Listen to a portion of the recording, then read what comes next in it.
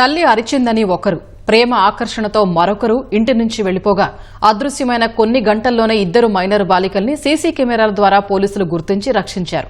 ఎన్టీఆర్ జిల్లా గ్రామీణ ప్రాంతాల్లో కెమెరాలు ఏర్పాటు చేసిన ఒక్క రోజులోనే బాలికలను కాపాడారు. అంబేద్కర్ కోనసీమ జిల్లాలో ఇటీవల అదృశ్యమైన 6 చిన్నారుల్ని డ్రోన్ల సాయంతో గాలించి పట్టుకున్నారు. అయితే అసలు ఇలాంటి పరిస్థితి ఎందుకొస్తోంది? పిల్లలపై తల్లిదండ్రుల పర్యవేక్షణ ఉండటం లేదా అంటే అవుననే సమాధానమే వినిపిస్తోంది. చిన్నారుల అదృశ్యం కేసులు సీసీ కెమెరాల సాయంతో పరిష్కారమవుతున్నాయి.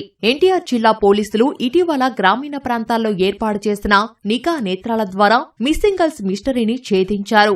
విజయవాడలో 11 ఏళ్ల బాలిక తండ్రి జేబులో నుంచి 2000 రూపాయలు తీసిందని తల్లి మందలించింది. దీంతో ఆ బాలిక ఇంటి నుంచి వెళ్లిపోయింది. తల్లిదండ్రుల ఫిర్యాదుతో పోలీసులు సీసీ కెమెరా విజువల్స్ సేకరించారు. 2-3 చోట్ల నిఘా కెమెరాలకు ఆమె చిక్కింది. స్టేషన్లో ఓ వృద్ధురాలుతో పాటు గూడూరు వెళ్లే రైలు ఎక్కినట్లు గుర్తించారు. గూడూరులో చార్మినార్ ఎక్స్ప్రెస్ ఎక్కి తిరిగి విజయవాడకు చేరుకున్నట్లు నిర్ధారించుకున్నారు. ఆపై బాలికను రక్షించి తల్లిదండ్రులకు అప్పగించారు. చిన్నారి అదృశ్యమైన 11 గంటల్లోనే కేసును పరిష్కరించారు. వృద్ధురాలి ప్రమేయంపై విచారణ జరుపుతున్నారు.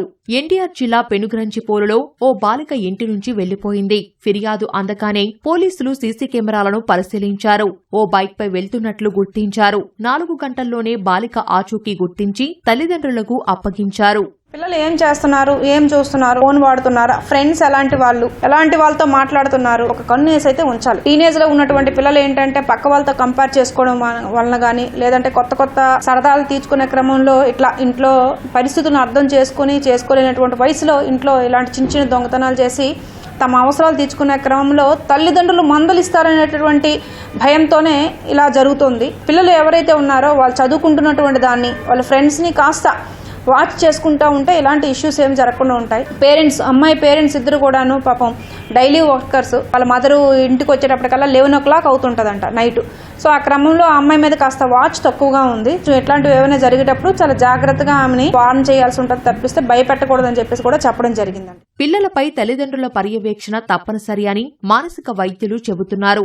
10 నుంచి 17 ఏళ్లలోపు పిల్లల్లో ఇంటి నుంచి వెళ్లిపోవడం లాంటి లక్షణాలు ఎక్కువగా కనపడుతుంటాయని తల్లిదండ్రులు జాగ్రత్తగా ఉండాలని సూచిస్తున్నారు. సోషల్ మీడియా ప్రభావం అనేది విపరీతంగా పడుతుందండి. ఒక్క విధంగా కాదు, పలు విధాలుగా. కొన్ని రీల్స్ లో పేరెంట్ కోపడితే పిల్లలు వెళ్ళిపోయినట్టు చేయడము, వాళ్ళని తిట్టినట్టు చేయడము, ఇలాంటి రీల్స్ చూసి కూడా వాళ్ళు ప్రభావం అవ్వడము, అదే వాళ్ళు రెసిప్రోకేట్ చేయడానికి కూడా చూస్తున్నారు. కొన్ని అగ్రెసివ్ వైలెంట్ మూవీస్ లేదా మేల్ డామినెంట్ మూవీస్, ఇవన్నీ కూడా వాళ్ళని ఇన్ఫ్లుయెన్స్ చేస్తూ ఉంటాయి. డిసిప్లిన్ చేయడమే నా రోల్ అని పేరెంట్ ఎప్పుడైతే తీసుకుంటారో వాళ్ళు డెఫినెట్ గా దానికి అగెయిన్స్ట్ గా రియాక్ట్ అవ్వడం, అగ్రెసివ్ గా రియాక్ట్ అవ్వడం చేస్తూ ఉంటారు.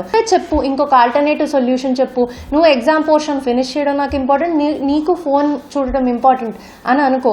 అలాంటప్పుడు మరి నువ్వే ఒక ఆల్టర్నేటివ్ సొల్యూషన్ చెప్పు, 2 ఎలా చేద్దాం అనేది. సో అలా వాళ్ళని కూడా ఆ ప్రాబ్లంలో ఒక భాగంగా ఇన్వాల్వ్ చేసి వాళ్ళ డెసిషన్స్ కి కూడా ఎప్పుడైతే మనం ఇంపార్టెన్స్ ఇస్తున్నట్టు అప్పుడు వాళ్ళు ఫీల్ అవుతారో, ఇలాంటి violent decisions or aggressive decisions or క్షణికావేశంలో చేసే వాటిని మనం స్టాప్ చేయొచ్చు. అక్కడి దాకా వాళ్ళని వెళ్ళనీయకుండా చేయొచ్చు.